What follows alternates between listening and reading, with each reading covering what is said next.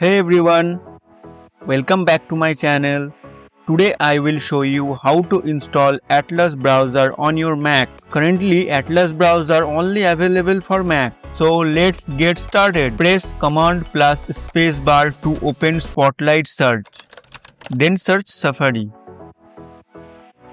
You can open any other browser like Chrome.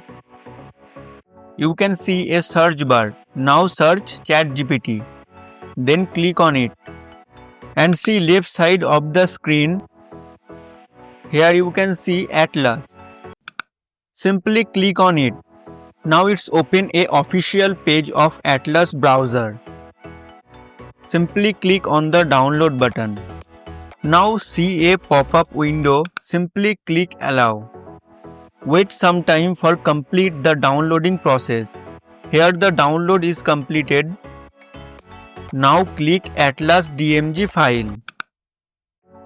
Now you can see a new pop-up window. Simply drag the Atlas browser to the application folder. See, application is installing now. Now open Spotlight search and search it Atlas. Here is your Atlas browser.